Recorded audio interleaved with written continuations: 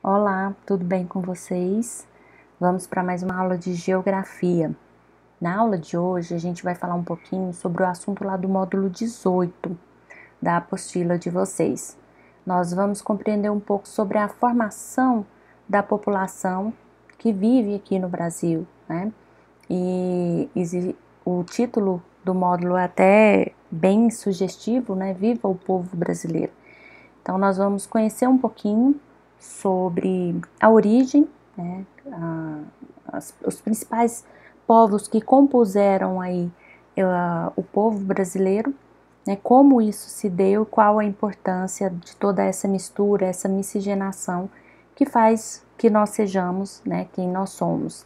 Então, vamos lá. Primeiro eu quero destacar com vocês a questão da identidade cultural brasileira. Então, qual é a nossa característica? Qual é a nossa identidade? Tá?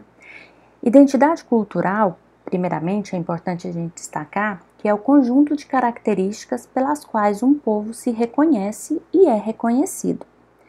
Então, nós vamos falar um pouco sobre todas essas características que envolvem a nossa vida, que envolvem o nosso dia a dia.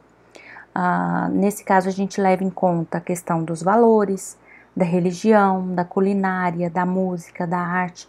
Então, todo esse conjunto, né, de situações que envolvem aí a nossa vida, o nosso dia a dia. E nesse contexto, é importante a gente destacar o conceito de multiculturalidade. O que é isso?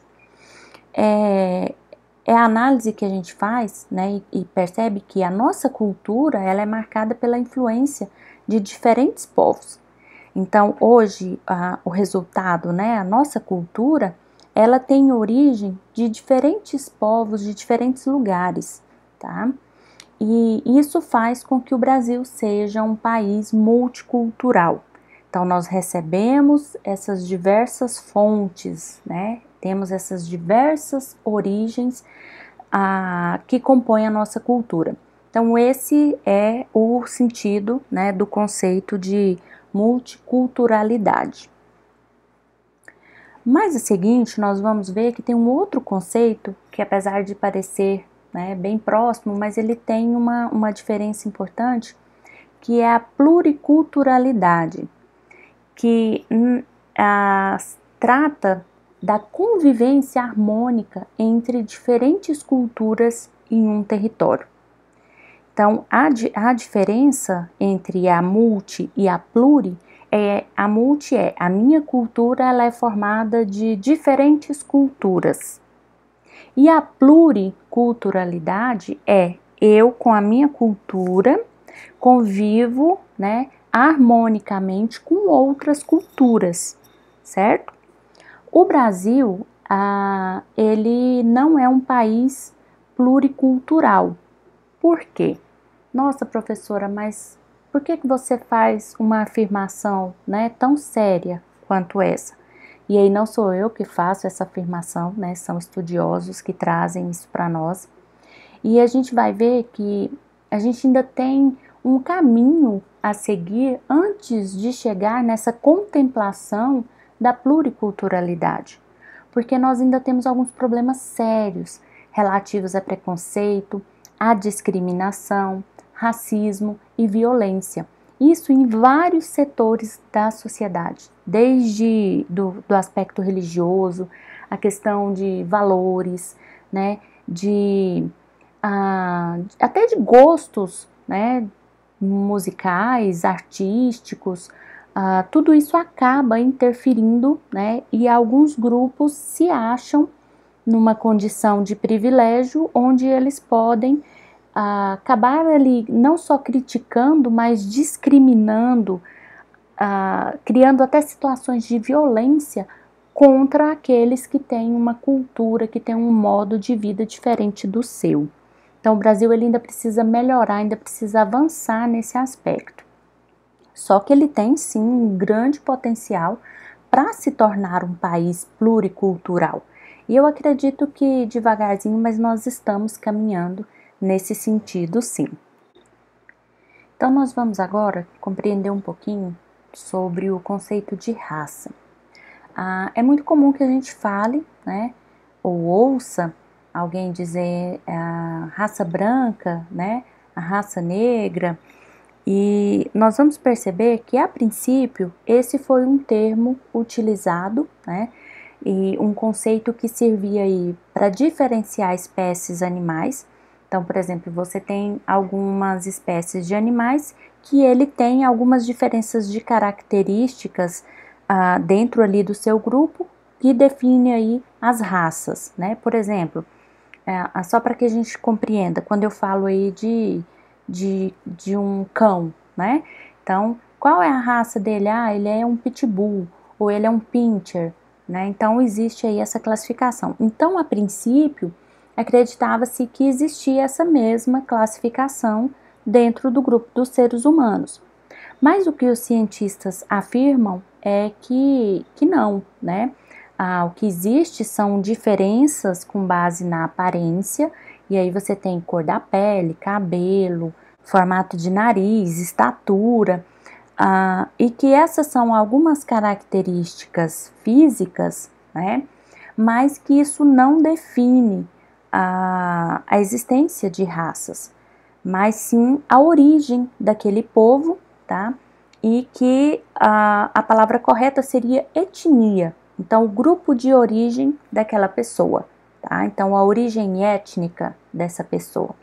E não se usa, né, não é a expressão correta falar de raça, tá? Mas a gente ainda vê muitos lugares, muitas pessoas utilizando aí essa expressão. Ainda mais porque nós temos aí uma ideia, né, da existência de uma raça superior, principalmente durante o período da colonização, né, onde nós fomos aqui ocupados por portugueses, por europeus, que tinha um entendimento, né, etnocêntrico, quer dizer que o grupo deles era superior aos demais, era superior aos indígenas, era superior aos africanos, e que tanto indígenas quanto africanos podiam ser tratados de uma maneira inferiorizada, né, até mesmo ser tratados como objetos, ser comercializados e forçados aí ao trabalho escravo.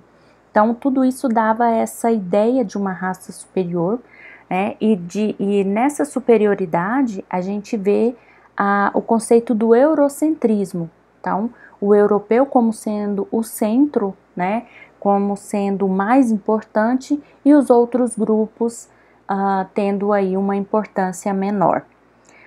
Só que depois, né, estudos, pesquisas vão demonstrando que somos todos iguais, o que existem são características físicas, né, e aspectos culturais diferentes que geralmente são característicos de onde nós viemos, né, da nossa origem.